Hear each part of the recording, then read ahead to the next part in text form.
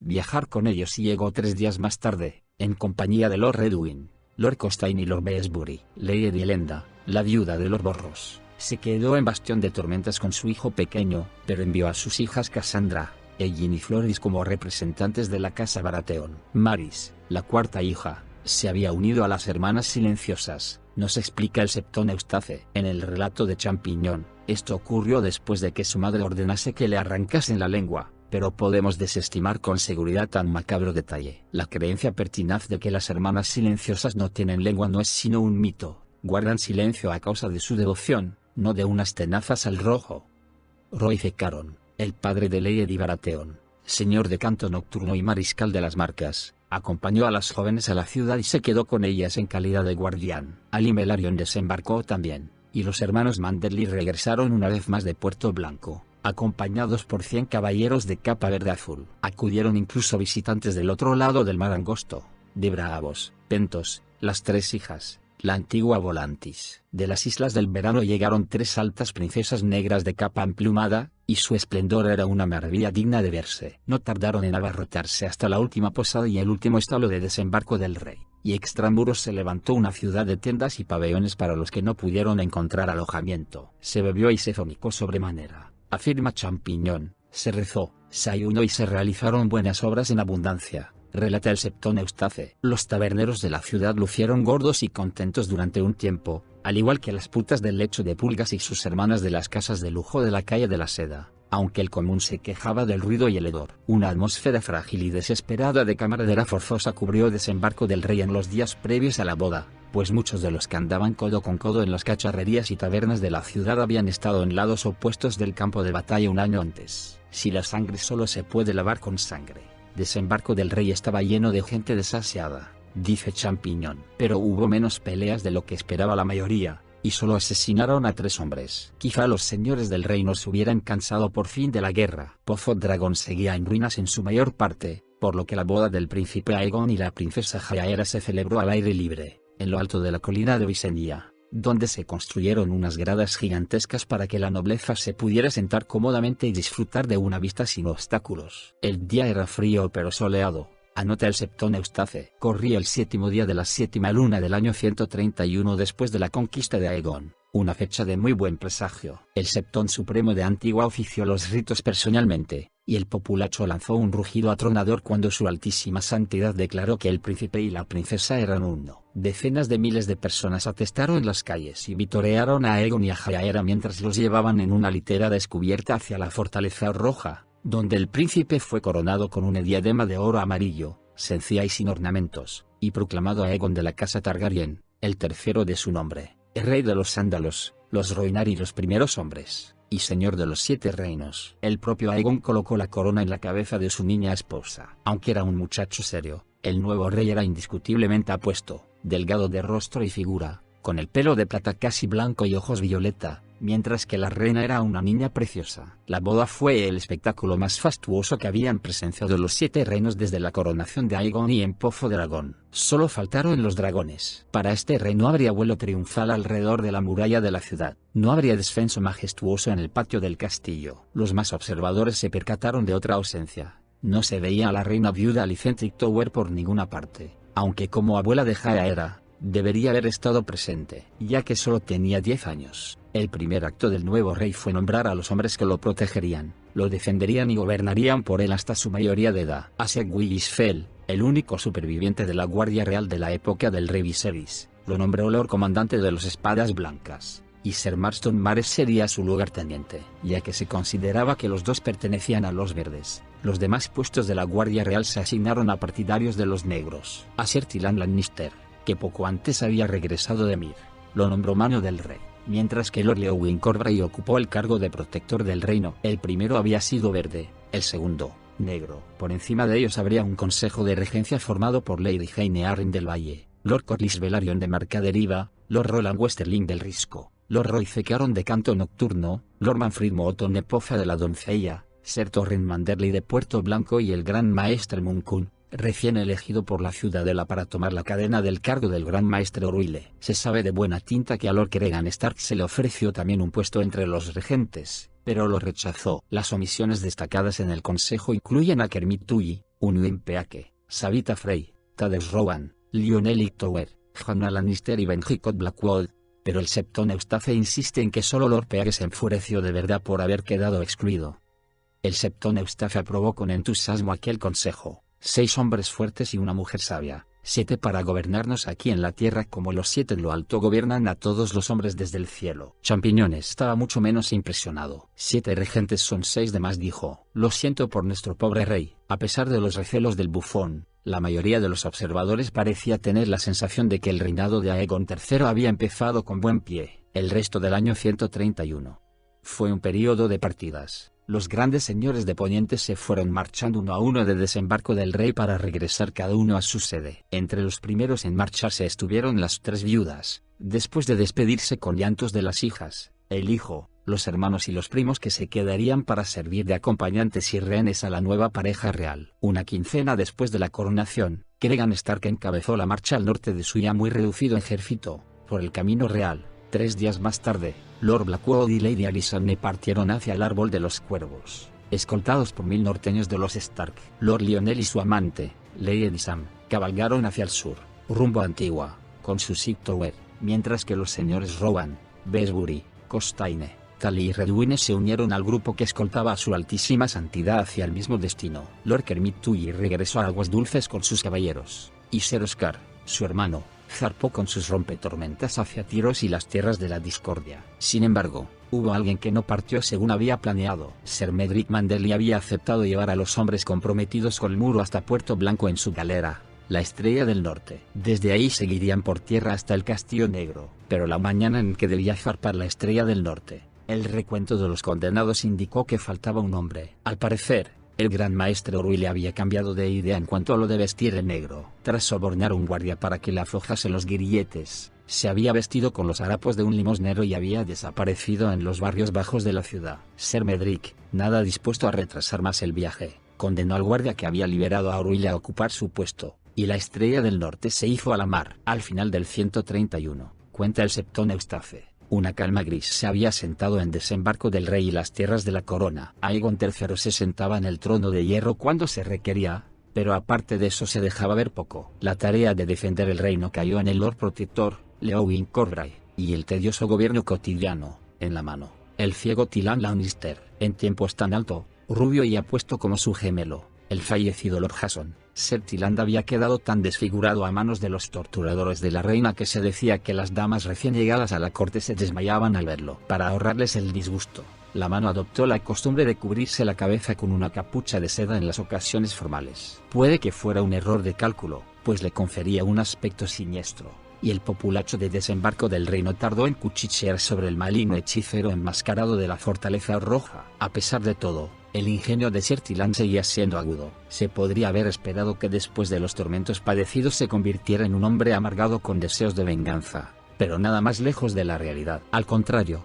la mano alegaba una curiosa amnesia e insistía en que no podía recordar quién había sido negro y quién verde, a la vez que demostraba una lealtad perruna hacia el hijo de la reina que lo había enviado a los torturadores. Ser Tylan no tardó en alcanzar una posición dominante implícita sobre Léowyn Corbray, de quien Champiñón dice: lo que le sobraba de cuello le faltaba de ingenio, pero nunca he conocido a un hombre que se tirara pedos más sonoros. Según la ley, tanto la mano como el Lord Protector estaban sujetos a la autoridad del Consejo de Regencia, pero conforme pasaban los días y la luna daba vueltas y más vueltas, los regentes se reunían cada vez menos, mientras que el incansable, ciego y encapuchado Tylan Lannister acumulaba más y más poder. Se enfrentaba a unos obstáculos abrumadores, pues el invierno había caído sobre Poniente y duraría 4 largos años. Un invierno tan frío e inhóspito como el que más en la historia de los 7 reinos. Además, durante la danza, el comercio se había desmoronado, se habían dañado o destruido incontables aldeas, ciudades y castillos, y bandas de forajidos y hombres arruinados asolaban carreteras y bosques. La reina viuda representaba un problema más acuciante, pues se negaba a reconciliarse con el nuevo rey. El asesinato del último hijo que le quedaba había convertido en piedra el corazón de Alicent. Ninguno de los regentes deseaba ordenar su muerte, unos, por compasión, otros, por miedo a que la ejecución reavivase los rescoldos de la guerra. Pero no se le podía permitir que tomara parte en la vida de la corte como antes. Era demasiado capaz de lanzar maldiciones al rey o de escamotear un puñal a algún guardia distraído. Ni siquiera se podía confiar en Alicent para dejarla en compañía de la pequeña reina, la última ocasión en que se le había permitido comer con su Alteza Jaya era, le pidió que rebanara el cuello a su esposo mientras dormía, lo que hizo que la chiquilla se pusiera a gritar. Ser Tilan no tuvo más remedio que confinar a la reina viuda en sus aposentos del torreón de Maegor. Era un encarcelamiento sutil, pero encarcelamiento al fin y al cabo. Resuelto aquello, la mano se centró en restablecer el comercio en el reino y empezar el proceso de reconstrucción. La abolición de los impuestos decretados por la reina Rhaenyra y Lord Celtigar complació por igual a los grandes señores y al pueblo llano. Una vez asegurado de nuevo el oro de la corona, Ser Tilan dispuso 1.000.000 de dragones de oro como préstamo a los señores cuyas posesiones habían resultado destruidas durante la danza. Aunque muchos aprovecharon estos dineros, los préstamos crearon una desavenencia entre el trono de hierro y el banco de hierro de Braavos. También ordenó construir 3 enormes graneros fortificados, en Desembarco del Rey, Lannisport y Puerto Gaviota, y comprar grano suficiente para llenarlos. Este último decreto hizo que los precios subieran enormemente, lo que complació a las ciudades y a los señores con trigo, maíz y cebada para vender, pero enfureció a los dueños de posadas y tenderetes de calderos, y a los pobres y hambrientos en general. Aunque ordenó la interrupción de las obras en las colosales estatuas de los príncipes Aemond y Daeron encomendadas por Aegon y, no antes de que se hubieran tallado las 2 cabezas, la mano puso a trabajar en la reparación y la restauración de Pozo Dragón a centenares de albañiles, carpinteros y constructores. Por orden suya se reforzaron las puertas de Desembarco del Rey, para aumentar su capacidad de resistir ataques procedentes tanto de intramuros como del exterior. Anunció también que la corona financiaría la construcción de 50 galeras de guerra. Cuando los regentes cuestionaron esta decisión, les dijo que la finalidad era dar trabajo a los astilleros y defender la ciudad de la flota de la triarquía, pero muchos sospecharon que el auténtico propósito de Ser Tilan era hacer que la corona dependiera menos de la casa Velaryon de Margaderiva. Es posible que, cuando puso a trabajar a los armadores, la mano también tuviera en mente continuar la guerra en el oeste. Aunque el ascenso de Aegon III marcó el final de la peor parte de la matanza de la danza de los dragones, no es correcto del todo afirmar que la coronación del joven rey conllevó la paz a los 7 reinos. Durante los 3 primeros años del reinado del muchacho, los combates prosiguieron en el oeste, pues Lady Joanna derrocó a Casterly, en nombre de su hijo, el joven Lord Loreon, siguió resistiendo los ataques de los hijos del hierro de Dalton Greyjoy. Los detalles de aquella guerra quedan fuera del propósito de esta obra. Para aquellos que deseen saber más, serán especialmente útiles los capítulos relacionados de demonios marinos, historia de los hijos del dios ahogado de las islas, del archimaestre Mancaster. Baste decir que aunque el Kraken rojo había demostrado ser un valioso aliado de los negros durante la danza, la llegada de la paz demostró que los hombres del hierro no los tenían en más estima que a los verdes. Aunque no había llegado al extremo de declararse abiertamente rey de las Islas del Hierro, Dalton Greyjoy prestó muy poca atención a los edictos que promulgó el Trono de Hierro durante aquellos años, quizá porque el rey era un muchacho y su mano era un Lannister. Cuando se le ordenó poner coto a los saqueos, Greyjoy siguió como siempre. Cuando le dijeron que devolviera a las mujeres que habían raptado sus hombres del hierro, respondió: solo el dios ahogado puede cortar el lazo que une a un hombre con sus esposas de sal. A la orden de devolver Isla Bella a sus anteriores señores, su respuesta fue: si regresan del fondo del mar, de buen grado les entregaré lo que fue suyo. Cuando Joanna Lannister intentó armar una nueva flota de guerra para llevar la batalla hasta los hombres del hierro, el Kraken rojo cayó sobre los astilleros y les prendió fuego, y de paso aprovechó para llevarse otro centenar de mujeres. La mano envió una amonestación airada, a la cual Lord Dalton respondió: las mujeres del oeste parecen preferir a los hombres del hierro antes que a los leones cobardes, pues se arrojaron al mar y nos rogaron que las llevásemos. Al otro lado de Poniente soplaban vientos de guerra asimismo. El asesinato de Sara Coloar de Lis, el almirante que había presidido el desastre de la triarquía en el Gaznate, resultó ser la chispa que envolvió en llamas a las 3 hijas y aventó la brasa de la rivalidad entre Tyros, Lys y Myr hasta convertirla en una guerra abierta. En la actualidad se acepta que la muerte del arrogante Saraco fue un asunto personal. Murió a manos de uno de sus rivales por los favores de una cortesana conocida como el Cisne Negro. Sin embargo, en aquella época se tomó por un asesinato político, y las sospechas recayeron sobre los mirienses. Cuando Lys y Myr entraron en guerra, Tyros aprovechó para afianzar su dominio sobre los peldaños de piedra. Para reforzar la pretensión, el arconte de Tyros llamó a Racayo Rindón, el extravagante capitán general que en el pasado había comandado las fuerzas de la triarquía contra Daemon Targaryen. Racayo se apresuró a invadir las islas y dio muerte al rey del mar angosto,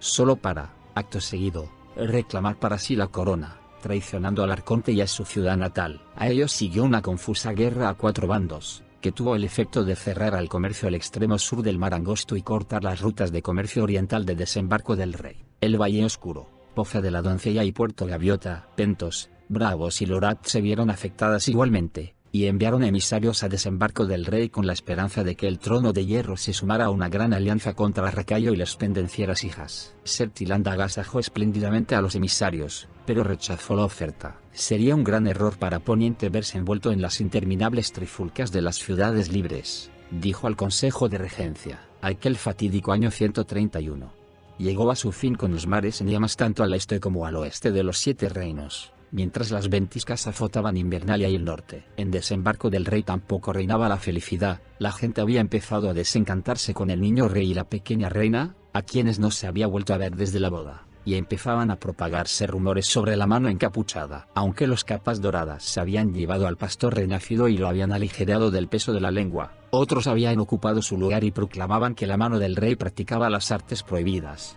bebía sangre de neonato y era además un monstruo que oculta a dioses y a hombres su rostro deforme. Dentro de la Fortaleza Roja también se hablaba en susurros de los reyes. El matrimonio real tuvo problemas desde el principio. Tanto el novio como la novia eran niños. Aegon III tenía 11 años, y Jaehaera, solo 8. Tras casarse tenían poco contacto entre sí, excepto en las ocasiones formales, e incluso esos casos eran raros, pues la reina odiaba abandonar sus aposentos. Los dos están destrozados, declaró el gran maestre Munkun en una carta remitida al cónclave. La reina había presenciado el asesinato de su mellizo a manos de Sangre y Queso, el rey había perdido a sus 4 hermanos, y después había visto cómo su propio tío arrojaba a su madre a las fauces de un dragón. No son niños normales, escribió Munkun. Carecen de alegría, ni ríen ni juegan. La niña moja la cama y llora inconsolablemente cuando la corrigen. Sus propias damas dicen que tiene 8 años y va para 4. Estoy seguro de que si no le hubiera aderezado la leche con sueño dulce antes de la boda,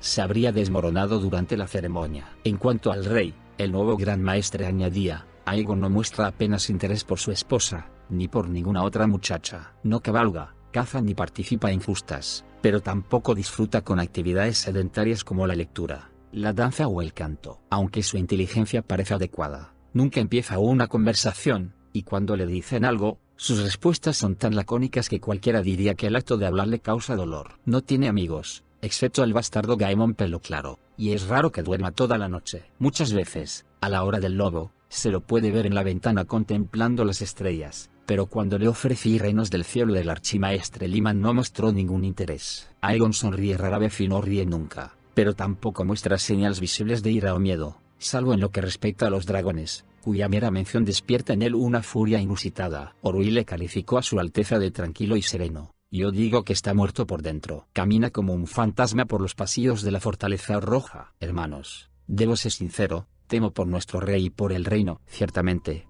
sus temores demostraron estar bien fundados. Por funesto que hubiera sido el 131, los 2 años siguientes fueron mucho peores. Empezaron con una nota ominosa cuando Ruile, el antiguo gran maestre, apareció en un burdel llamado Madre, cerca del extremo inferior de la calle de la Seda. Desprovisto de pelo, barba y la cadena del oficio, atendía por viejo Will y se ganaba el pan barriendo, fregando, inspeccionando a los clientes en busca de indicios de viruela y preparando té de la luna o pócimas de tanaceto y poleo para que las hijas de madres se librasen de embarazos indeseados. Nadie prestó la menor atención al viejo Will hasta que decidió enseñar a leer a algunas de las muchachas más jóvenes de Madre. Una de sus alumnas demostró su nueva habilidad a un sargento de los capas doradas, que lo encontró sospechoso y se llevó al anciano para interrogarlo. La verdad no tardó en emerger. El castigo por desertar de la guardia de la noche es la muerte. Aunque Orwille aún no había jurado los votos, muchos consideraban que había roto su promesa, ni se planteó permitirle embarcar hacia el muro. Los regentes estuvieron de acuerdo en que debía cumplirse la sentencia de muerte original que había dictado Lord Stark. Sertiland no lo negó, aunque señaló que aún había que asignar el cargo de justicia del rey, y que él, por ser ciego, no era el idóneo para empuñar la espada. Con aquel pretexto, la mano confinó a Orwille en una celda de la torre, grande, ventilada y demasiado cómoda, según algunos, hasta el momento en que se disponga de un verdugo aceptable. Aquello no engañó ni al Septón Eustace ni a Champiñón. Orwille había servido con Sertiland en el Consejo Verde de Aegon II, y la vieja amistad y el recuerdo de lo que habían soportado juntos, tuvieron algo que ver con la decisión de la mano. Incluso se proporcionó pluma, tinta y pergamino al antiguo gran maestre, para que pudiera seguir escribiendo sus confesiones. Y eso hizo durante la mayor parte de los 2 años siguientes. Así fue como plasmó la extensa historia de los reinados de Viserys y Aegon II, que más tarde sería una valiosísima fuente para el relato verídico de su sucesor. Menos de 15 días después llegó al desembarco del rey la noticia de que bandas de salvajes de las montañas de la luna habían caído en gran número sobre el valle de Arryn en una incursión de saqueo, y Lady Jane Arryn abandonó la corte y zarpó hacia Puerto Gaviota para dirigir la defensa de sus tierras y sus gentes. También había preocupantes agitaciones a lo largo de las marcas de Dorne, pues Dorne tenía una nueva gobernante, Liandra Martell, una osada joven de 17 años que se consideraba la nueva Nymeria y detrás de cuyo afecto andaban todos los jóvenes señores del sur de las montañas rojas. Para hacer frente a aquellas incursiones, Lord Caron partió también de desembarco del rey y se dirigió a toda prisa hacia Canto Nocturno, en las marcas de Dorne. De este modo, los 7 regentes se quedaron en 5. El más influyente era, a las claras, la serpiente marina, cuya riqueza, experiencia y alianzas lo convertían en el primero entre iguales. Y algo más significativo, parecía ser el único hombre en el que el joven rey estaba dispuesto a confiar. Por todos aquellos motivos, el reino sufrió un golpe terrible en el 6º día de la tercera luna del 132, cuando Corlys Velaryon, señor de las mareas, se desplomó mientras subía la escalera serpentina de la fortaleza roja de desembarco del rey. Cuando el gran maestre Munku llegó en su ayuda, lo halló muerto. Tenía 79 años, había servido a 4 reyes y a una reina, había navegado hasta los confines del mundo, había alzado a la casa Velaryon a un nivel sin precedentes de riqueza y poder, se había casado con una princesa que podría haber sido reina, había engendrado a jinetes de dragón, construido ciudades y flotas, demostrado su valor en tiempo de guerra y su sabiduría en tiempo de paz. Los 7 reinos no volverían a ver a nadie como él. Con su muerte se produjo un gran desgarrón en el deteriorado tejido de los 7 reinos. El cadáver de Lord Corlys estuvo expuesto al pie del trono de hierro durante 7 días. Después, sus restos se trasladaron a Marcaderiva a bordo del Beso de la Sirena, capitaneado por Marilda de la Quilla y su hijo Alyn. Allí sacaron a flote una vez más el baqueteado casco del serpiente marina y lo remolcaron hasta las aguas profundas del este de Roca Dragón, donde Corlys Velaryon fue incinerado en el mar, a bordo del barco que le había dado el nombre. Se dice que después de que se hundiera el casco, el caníbal planeó en lo alto, con sus grandes alas negras extendidas en un último saludo. Un detalle conmovedor, pero muy probablemente un adorno tardío. Según todo lo que sabemos sobre el caníbal, habría sido más propenso a devorar el cadáver que a rendirle homenaje.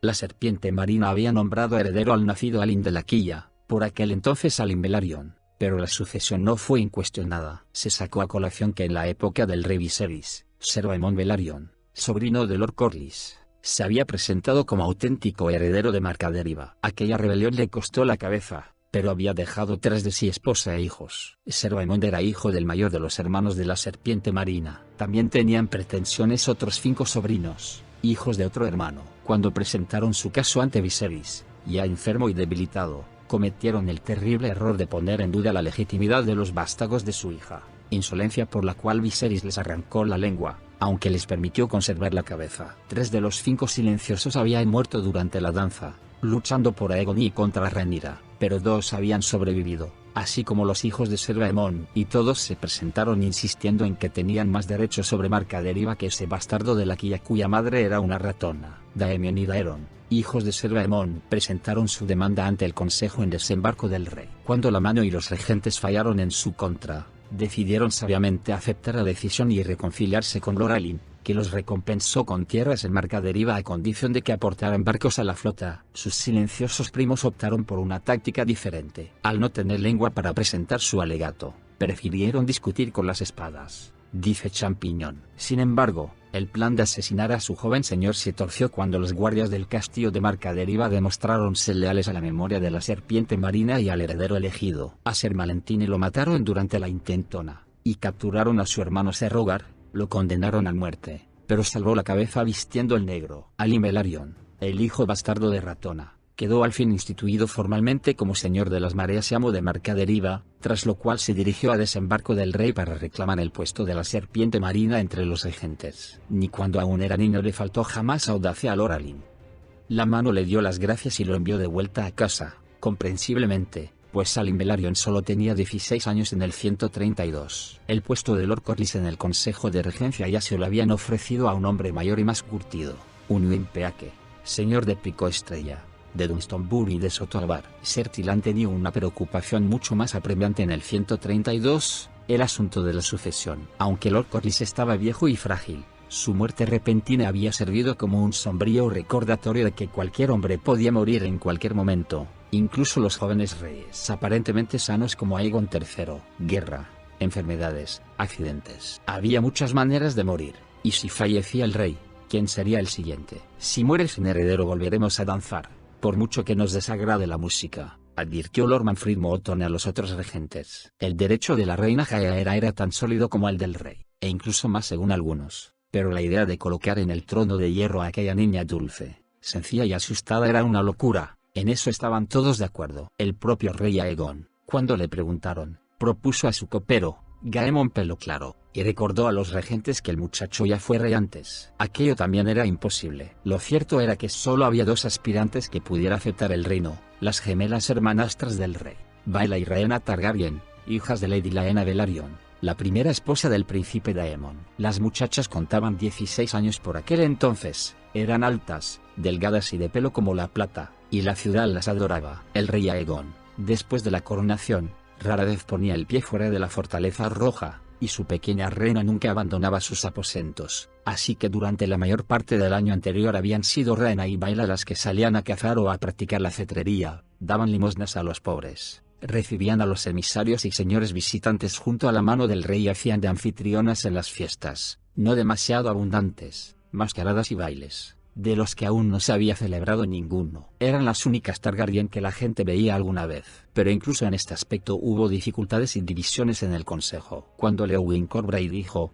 Lady Rhaena sería una reina espléndida, Ser Tyland señaló que Baela había sido la primera en salir del vientre de su madre. Baela es demasiado indómita, replicó Ser Torren Manderly. ¿Cómo puede gobernar el reino si no es capaz de gobernarse a sí misma? Sir Willisfell estuvo de acuerdo. Debe ser reina. Ella tiene un dragón, y su hermana no. Cuando Lord Corbray respondió, Baela voló en un dragón. Rhaena solo tiene una cría. Roland Westerling replicó, el dragón de Baela hizo caer al rey difunto. En el reino hay muchos que no lo han olvidado. Si la coronamos, todas las viejas heridas se volverán a abrir. Fue el gran maestre Munkun quien puso punto final al debate, al decir, mis señores, todo eso no importa. Las dos son mujeres. ¿Tampoco hemos aprendido de la matanza? Debemos atenernos a la primogenitura, como dictó el Gran Consejo en el 101. La aspiración masculina va por delante de la femenina. Pero cuando Ser Tyland dijo, ¿y quién es el aspirante masculino, mi señor? Parece que los hemos matado a todos. Munkun no pudo responder, sino que tendría que investigarlo. De modo que el asunto crucial de la sucesión quedó sin resolver. Aquella incertidumbre no hizo mucho por liberar a las gemelas de la atención lisonjera de todos los pretendientes, confidentes, acompañantes y demás aduladores ansiosos por entablar amistad con las presuntas sucesoras del rey, aunque ellas reaccionaron ante los lameculos de formas enormemente distintas. Mientras que Rhaena estaba encantada de ser el centro de la vida cortesana,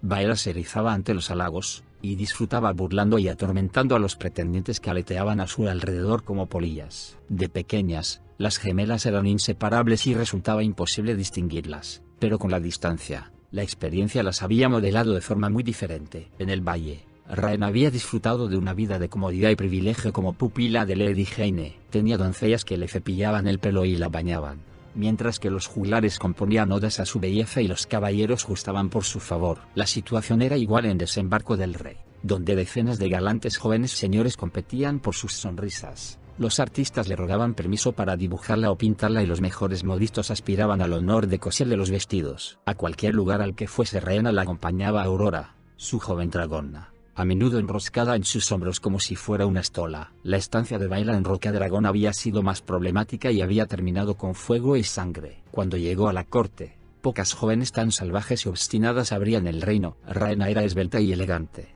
Baela, fibrosa y rápida. A Rhaena le encantaba bailar. Baela vivía para cabalgar y para volar, aunque aquello le había sido arrebatado cuando murió su dragón. Llevaba el pelo plateado tan corto como un muchacho, para que no se le atravesase en la cara cuando cabalgaba, y se escapaba una y otra vez de sus damas de compañía para buscar aventuras en las calles. Participaba en delirantes carreras a caballo a lo largo de la calle de las Hermanas, cruzaba a nado a la luz de la luna el río Aguas Negras, cuya intensa corriente había ahogado a más de un nadador experto. Bebía con los capas doradas en los barracones, apostaba dinero y a veces ropa en los reñideros de ratas del lecho de pulgas. En cierta ocasión desapareció durante 3 días y al volver se negó a decir dónde había estado. Y había algo peor, La afición de Baela por las compañías poco recomendables, como si de perros callejeros se tratase, se los llevaba a la Fortaleza Roja e insistía en que les dieran puestos en el castillo o que formasen parte de su propio séquito. Aquellas mascotas suyas incluían un juglar joven y atractivo, un aprendiz de herrero cuyos músculos admiraba, un mendigo sin piernas que le dio lástima, un prestidigitador que hacía trucos baratos al que tomó por un auténtico mago, el modesto escudero de un caballero marginal e incluso un par de gemelas como nosotras, Rae, que encontró en un burdel. Una vez apareció con toda una compañía de titiriteros. Las 7 Amaris, a quien habían encargado que se ocupara de la instrucción religiosa y moral de Bae, estaba desesperada, y ni siquiera el Septón Eustace parecía capaz de dominar su comportamiento. La muchacha debe casarse, y pronto le dijo a la mano del rey. De lo contrario, temo que traiga la deshonra a la casa Targaryen y avergüence a su alteza, su hermano. Ser Tyland sabía que el consejo del Septón era sensato, pero también peligroso. A Baela no le faltaban pretendientes. Era joven, hermosa, sana, rica y de la más alta cuna. Cualquier señor de los 7 reinos consideraría un honor tomarla como esposa. Pero una elección incorrecta podría tener graves consecuencias, pues su marido estaría muy cerca del trono. Una pareja sin escrúpulos, venal o abiertamente ambiciosa podría causar duelos y quebrantos sin fin. Los regentes consideraron una veintena de candidatos para Lady Baela. Valoraron a Lord Tully, a Lord Blackwall, a Lord Hightower, a un soltero, aunque había tomado como amante a la viuda de su padre, y a una serie de alternativas menos probables, incluidos Dalton Greyjoy, el Kraken Rojo. Se jactaba de tener un centenar de esposas de sal, pero nunca había tomado una esposa de roca. Un hermano pequeño de la princesa de Dorne e incluso el rebelde Racayo Rindón. A todos los descartaron por un motivo u otro. Por último, la mano y el consejo de regencia decidieron comprometer a Baela con Tadeusz Rowan, señor de Soto de Oro. Rowan era una elección prudente, sin duda. Su segunda esposa había muerto el año anterior, y se sabía que buscaba una doncella adecuada para que ocupase su lugar. No cabía duda sobre su virilidad. Con su primera mujer había engendrado 2 hijos, y con la segunda, 5. Como no tenía hijas, Baela sería la señora indiscutida del castillo. Los 4 hijos menores aún vivían ahí y necesitaban una mano femenina. Que toda la descendencia de Lord Rowan estuviera compuesta por varones jugaba enormemente a su favor. Si tenía un hijo con Lady Baela, Aegon III, tendría un sucesor inequívoco. Lord Tadeusz era un hombre franco, afable y bien-humorado, querido y respetado, marido afectuoso y buen padre para sus hijos. Durante la danza había luchado con habilidad y valor en el bando de la reina Rhaenyra. Era orgulloso sin ser altanero, justo pero no rencoroso, leal a sus amigos, fiel cumplidor en materia religiosa sin ser excesivamente beato, y libre de ambiciones vanas. Si el trono pasaba a manos de Lady Baela, Lord Rowan sería el consorte perfecto. La apoyaría con todas sus fuerzas e inteligencia sin intentar dominarla ni usurparle el puesto de gobernante. El Septón Eustace nos cuenta que los regentes quedaron muy satisfechos con el resultado de las deliberaciones. Cuando comunicaron el emparejamiento a Baela Targaryen, esta no compartió tal satisfacción. Lord Rowan me saca 40 años. Es calvo como una piedra y su barriga pesa más que yo, se dice que replicó a la mano del rey. Y añadió, me he acostado con 2 de sus hijos, el mayor y el tercero, creo, no con los 2 a la vez. Claro, habría sido indecoroso. No podemos asegurar que esto sea cierto. Se sabía que, en ocasiones, a Lady Baela le gustaba provocar. Si esa era su intención en aquel momento, lo consiguió. La mano la envió de vuelta a sus aposentos y puso guardias en la puerta para asegurarse de que siguiera en ellos hasta que los regentes se pudieran reunir. Pero al día siguiente descubrió con consternación que Baela había huido subrepticiamente del castillo. Se supo más tarde que se había descolgado por una ventana. Había intercambiado la ropa con una lavandera y había salido andando por la puerta principal. Cuando se calmó el revuelo ya había cruzado media bahía de Aguas Negras con un pescador al que pagó para que la llevara a Mercaderiva. Ahí buscó a su primo, el señor de las mareas, y le relató sus cuitas. 15 días después, Ali Velaryon y Baela Targaryen contraían matrimonio en el septo de Roca de Aragón. La novia tenía 16 años, el novio, casi 17. Indignados, varios regentes exigieron a Ser Tyland que solicitara al Septón Supremo la anulación del matrimonio, pero la respuesta de la mano fue de resignación divertida. Prudentemente, hizo correr la voz de que el rey y la corte habían organizado la boda, pues creía que la rebeldía de Lady Baela resultaba más escandalosa que su elección de marido. El chico es de sangre noble, aseguró a los regentes, y no dudo que demostrará ser tan leal como su hermano. Aplacaron el orgullo herido de Tadeusz Rowan comprometiéndolo con Floris Baratheon, una doncella de 14 años a la que muchos consideraban la más hermosa de las 4 tormentas, como se conocía a las 4 hijas de los Borros. En el caso de Floris, el apodo era totalmente inadecuado, era una muchacha apacible, si bien un tanto frívola, que moriría de parto 2 años después. El matrimonio tormentoso sería el que se celebró en Rocadragón, como demostraría el paso de los años. La huida a medianoche de Baela Targaryen a través de la bahía de Aguas Negras confirmó todas las dudas que albergaban sobre ella la mano y el consejo de regentes. La chica es salvaje, obstinada y desobediente, como nos temíamos, declaró lastimeramente Sir Willis Fell, y ahora se ha atado al advenedizo bastardo de Lord Corlys. Tiene una serpiente como padre y una ratona como madre. ¿Ese va a ser nuestro príncipe consorte? Los regentes se mostraron de acuerdo. Baela Targaryen no podía ser la heredera del rey Aegon. Tendrá que ser Lady Rhaena, declaró Mootón, siempre y cuando se case. En aquella ocasión, a instancias de Ser Tylan, la muchacha asistió al debate. Lady Rhaena resultó ser tan dócil como intratable había sido su hermana. Por supuesto que se casaría con quien desearan el rey y el consejo, concedió, aunque me complacería que no fuera tan anciano como para no poder darme hijos, ni tan gordo como para aplastarme en el lecho. Mientras sea considerado amable y noble, sé que podré amarlo. Cuando la mano le preguntó si tenía algún favorito entre los señores y caballeros que la habían cortejado, confesó que le agradaba especialmente Ser Corwin Corbray, a quien había conocido en el valle cuando era pupila de Lady Arryn. Ser Corwin distaba de ser una elección ideal. Era un segundo y tenía 2 hijas de un matrimonio anterior. Con 32 años, era un hombre, no un muchacho inexperto. Pero la casa Corbray era antigua y honorable, y Ser Corwin, un caballero de tanta reputación que su difunto padre le había entregado a dama desesperada, la espada de acero Valirio de los Corbray. Su hermano Leowyn era el protector del reino, solo por aquel detalle, ya habría sido difícil de que los regentes pudieran objetar. Así pues, el emparejamiento quedó decidido. Un compromiso rápido, seguido de una boda apresurada 15 días después. La mano habría preferido un noviazgo más largo, pero los regentes consideraron que sería más prudente que Rhaena se casara cuanto antes, ante la posibilidad de que su hermana ya estuviera encinta.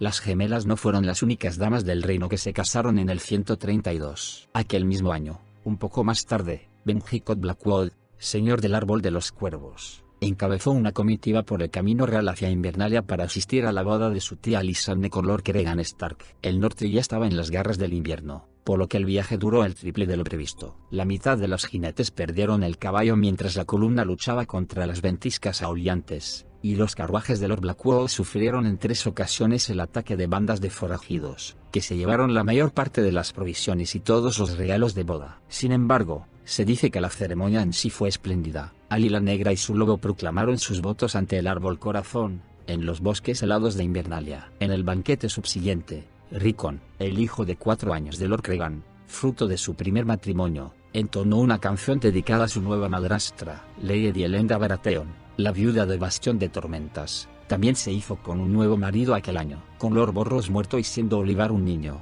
las incursiones de los dornienses en las tierras de la tormenta se hicieron cada vez más numerosas, y los forajidos del bosque real eran muy problemáticos. La viuda sintió la necesidad de la mano fuerte de un hombre para mantener la paz y eligió a Ser Stephen Connington, segundogénito del señor de Nido del Grifo. Aunque era 20 años menor que Lady Elenda, Connington había demostrado su valor en la campaña de Lord Borros contra el rey buitre, y se decía que era tan valeroso como atractivo. En otros lugares estaban más ocupados con la guerra que con los matrimonios. El Kraken Rojo y sus hombres del hierro seguían asaltando y saqueando por todo el mar del ocaso. Tyros, Myr, Lys y la alianza a 3 bandas de bravos, Pentos y Lorath se enfrentaban en los peldaños de piedra y las tierras de la discordia, mientras que el reino rebelde de Racayo Rindón seguía bloqueando el extremo inferior del mar angosto. El comercio se marchitaba en Desembarco del Rey, el Valle Oscuro, Poza de la Doncella y Puerto Gaviota. Los mercaderes y comerciantes clamaban al rey, que, o bien se negaba a recibirlos, o bien no se lo permitían, según a qué crónica demos crédito. En el norte, el espectro del hambre empezaba a acechar. Cregan Stark y sus vasallos veían disminuir sus reservas de provisiones, y la Guardia de la Noche tenía que rechazar cada vez más incursiones de los salvajes del otro lado del muro. Más tarde, aquel mismo año, una enfermedad terrible empezó a extenderse por las 3 hermanas. Las fiebres de invierno, como se llamaban, mataron a la mitad de la población de Villa Hermana. La mitad superviviente, convencida de que la peste había llegado a sus costas en un ballenero de Puerto Iben,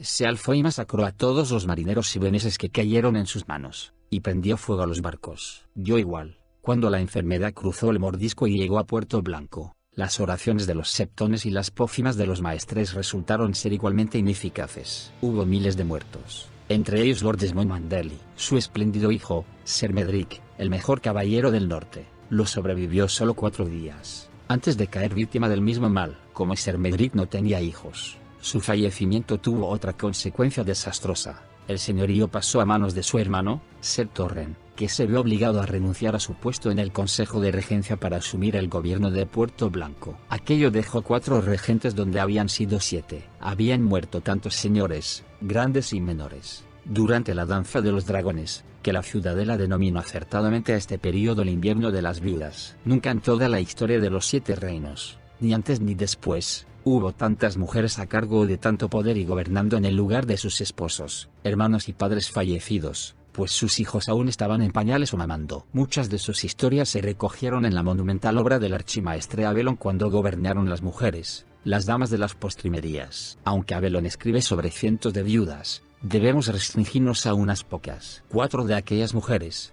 para bien o para mal, desempeñaron un papel crítico en la historia del reino a finales del 132 y principios del 133. La más destacada de ellas fue Lady Joanna, la viuda de Roque Castelli, que gobernó los dominios de la casa Lannister en nombre de su joven hijo, Lord Loreón. Una y otra vez había pedido ayuda contra los salteadores a la mano de Aegon y el gemelo de su difunto marido, pero tal ayuda no había llegado. Por último, desesperada por proteger a su gente, Lady Joanna se enfundó la cota de malla para guiar a los hombres de Lannisport y Roque Castelli contra sus enemigos. Los cantares relatan cómo mató a una docena de hombres del hierro bajo la muralla de Caice, pero podemos descartarlos tranquilamente como obra de juglares borrachos.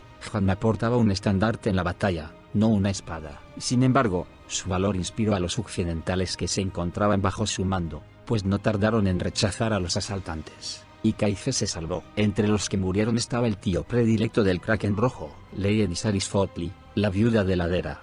Alcanzó una fama de una clase distinta por su trabajo en la restauración de aquella ciudad destrozada. Gobernando en nombre de su hijo, medio año después de la segunda batalla de Ladera había dado a luz a un robusto chiquillo de pelo oscuro, al que declaró heredero legítimo de su difunto marido, aunque era bastante más probable que lo hubiera engendrado Jon Roxton el Osado. Lady Viserys derribó los armazones calcinados de casas y tiendas, reconstruyó la muralla de la ciudad, enterró a los muertos, plantó trigo, cebada y nabos en las tierras donde habían estado los campamentos, e incluso hizo limpiar, disecar y exponer en la plaza de la ciudad las cabezas de los dragones Bruma y Vermitor, lo que le procuró buenos ingresos de los viajeros dispuestos a pagar por verlas, un penique por mirar, una estrella por tocar. En Antigua, la relación entre el Septón Supremo y Lady Sam, viuda de Lord Ormund, siguió deteriorándose cuando ésta hizo caso omiso de la orden de su altísima santidad de abandonar el lecho de su hijastro y unirse a las hermanas silenciosas como penitencia por sus pecados. Henchido de santa indignación, el Septón Supremo condenó a la señora viuda de Antigua como una fornicadora indecente y le prohibió poner un pie en el seto estrellado hasta que se hubiera arrepentido e impetrara el perdón. Lo que hizo Lady Samantha fue montar en un caballo de guerra e irrumpir en el seto mientras su altísima santidad dirigía los rezos. Cuando el Septón exigió conocer sus intenciones, Lady Sam respondió que aunque le hubiera prohibido poner un pie en el seto, no había dicho nada de cascos de caballo. A continuación ordenó a sus caballeros que bloqueasen las puertas. Si el seto estaba cerrado para ella, lo estaría para todo el mundo. Aunque el Septón Supremo se enrabió, vociferó y arrojó maldiciones a esta ramera a caballo, al final no tuvo más remedio que ceder. La cuarta, y la última para nuestros fines, de aquellas mujeres notables salió de las torres retorcidas y los baluartes destrozados de Harrenhal, la enorme ruina de las orillas de Ojo de Dioses. Marginado y olvidado desde que Daemon Targaryen y su sobrino Aemon se enfrentaron ahí en su último vuelo, el trono maldito de Arryn el Negro se había convertido en guarida de forajidos, caballeros ladrones y hombres arruinados que salían de su muralla para cebarse de viajeros, pescadores y granjeros. Un año atrás eran pocos, pero su número fue creciendo más tarde, y se decía que los gobernaba una hechicera, una reina.